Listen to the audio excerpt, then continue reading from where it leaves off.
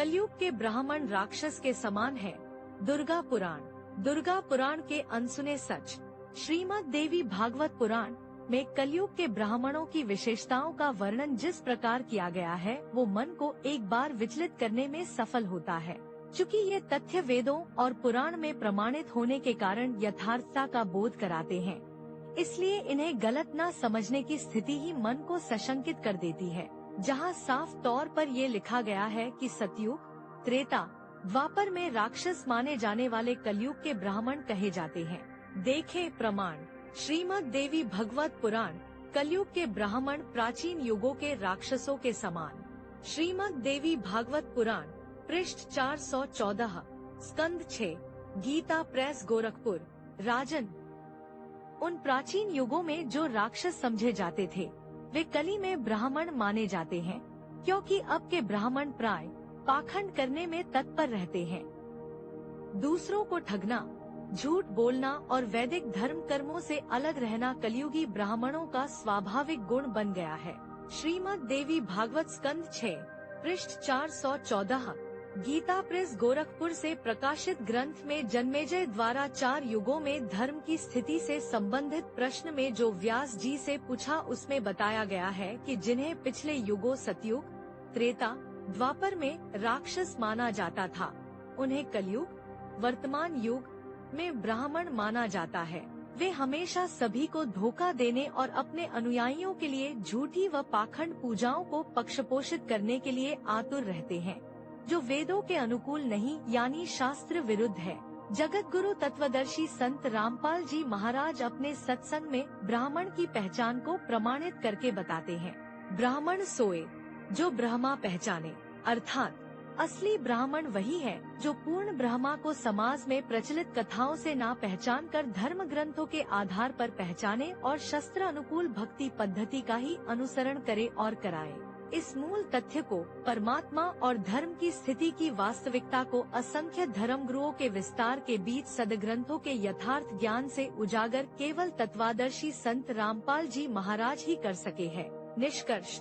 श्रीमद् देवी भागवत पुराण जैसा बड़ा प्रमाण समाज के सामने होने के बाद ब्राह्मणों की स्थिति के बारे में कुछ कहने को बाकी नहीं रह जाता, जिसमें साफ तौर पर उनकी कलयुगी मानसिकता उस समय से प्रचलित रही जब किसी भी धर्म का सत्यापन नहीं हुआ था, क्योंकि इन पंडितों, ब्राह्मणों, विद्वानों ने सनातन धर्म के समय ही मूर्ति उपासना को प्रचलित कर दिया, जबकि देवी दुर्गा स्वयं अन्य भगवान की पूजा की तरफ संकेत करती है। पवित्र श्रीमद् भगवद गीता के अध्याय 16 श्लोक 23-24 में मूर्ति पूजा शास्त्र विरुद्ध आचरण होने के कारण मनमाना आचरण बताई गई है। अतः भक्त समाज के लिए ये बेहद जरूरी हो जाता है कि वो पंडितों द्वारा बताई गई दंतकथा पर नहीं सदग्रंथों में वर्णित सत्यकथा को प्रमाण आधार से समझें, ताकि पाखंडवाद के भयंकर दुष्परिणामों से बचकर पूर्ण ब्रह्मा की प्राप्ति कर सके और मानव जीवन का कल्याण सुनिश्चित हो। क्या इस कलयुग में भगवान पृथ्वी पर अवतरित हैं? पूर्ण परमात्मा कबीर साहिब जी प्रत्येक युग में आते हैं और केवल वे ही पूजनीय हैं। कबीर साहिब जी हमें सच्चा आध्यात्मिक ज्ञान देने के लिए इस पृथ्वी पर अवतरित होते हैं।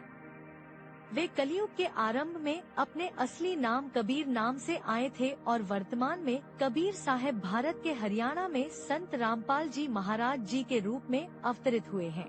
4 युग कौन कौन से हैं? कलयुग चौथा और अंतिम युग है। 4 युगों में सबसे पहले सतयुग आता है, फिर त्रेता युग, उसके बाद द्वापर युग और चौथा युग कलयुग होता है। ब्रह्मा काल को क्या कहा गया है? जैसे सृष्टिकर्ता पूर्ण परमात्मा एक कबीर साहिब जी हैं, ठीक उसी प्रकार 21 ब्रह्मांड का मालिक ब्रह्मा काल एक राक्षस है। सूक्ष्म वेद में कलयुग के बारे में क्या जानकारी मिलती है? कलयुग चौथा युग है और यह तीसरे युग त्रेता युग के बाद आता है। 5वें वेद सूक्ष्म वेद में यह प्रमाण है कि कलयुग के 5505 वर्ष बीतने के बाद कबीर परमेश्वर स्वयं प्रकट होते हैं और मोक्ष मंत्र प्रदान करते हैं। ऐसा प्रत्येक कलयुग में होता है और इस समय में जन्म लेने वाले प्राणियों को भाग्यशाली माना जाता है। सबसे ज्यादा शक्तिशाली भगवान कौन है? केवल कबीर साहिब जी परमात्मा है।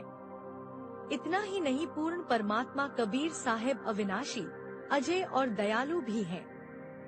कबीर साहिब जी ही आज से लगभग 625 साल पहले उत्तर प्रदेश के वाराणसी की पवित्र भूमि पर आए थे। इसका प्रमाण हमारे सभी पवित्र धर्म के शास्त्रों में मिलता है। कबीर साहिब से ज्यादा कोई भी देवता शक्तिशाली नहीं है। सबसे काला हिंदू देवता कौन है? ब्रह्मा काल को ही काला देवता कहा जाता है, क्योंकि यह प्रत्येक धर्म के लोगों को सच्चे आध्यात्मिक ज्ञान और मोक्ष मंत्र से वंचित रखा है।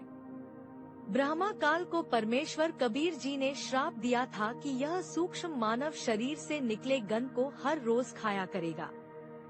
यही कारण है कि यह हर रोज 1 लाख मारता है और 1.25 लाख उत्पन्न करता है और हमें इस पृथ्वी लोक में फंसाए रखता है। हिंदू धर्म में किस देवता को खतरनाक देवता कहा जाता है? ब्रह्मा काल को सबसे ज्यादा खतरनाक देवता कहा जाता है, क्योंकि कबीर साहिब जी द्वारा इसे दिए श्राप के कारण वह हमें इस पृथ्वी लोक में अपने स्वार्थ के लिए फंसाए रखता है। वे कौन परमात्मा है जो हमें सभी बुराइयों से बचाता है? पूर्ण परमात्मा केवल एक ही है और उनका नाम कबीर साहिब जी है। केवल कबीर साहिब जी हमारी हर समस्या को दूर और हमारी रक्षा कर सकते हैं। इतना ही नहीं, केवल कबीर साहिब ही हमें सच्चा ज्ञान देकर मोक्ष प्रदान कर सकते हैं। ब्रह्मा जी की पूजा क्यों नहीं की जाती है? दुर्गा जी के श्राप के कारण ब्रह्मा जी की पूजा नहीं की जाती, क्योंकि वह अपने पिता ब्रह्मा काल की खोज में गए थे और फिर वापस आकर अपनी माँ दुर्गा जी को झूठ बोला था। ब्रह्मा जी ने कहा था कि उन्होंने अपने पिता यानी कि ब्रह्मा काल के दर्शन किए हैं, तो दुर्गा जी ने क्रोध में आकर उन्हें यह दंड दिया था कि विश्व में कहीं तेरी पूजा नहीं होगी और तेरे वंशज तेरे जैसे झूठ बोलने वाले ब्राह्मण होंगे। पवित्र गीता जी अध्याय 7 श्लोक 25 में भी यही प्रमाण है। लाइक करें, कमेंट करें और सब्सक्राइब करें। धन्यवाद।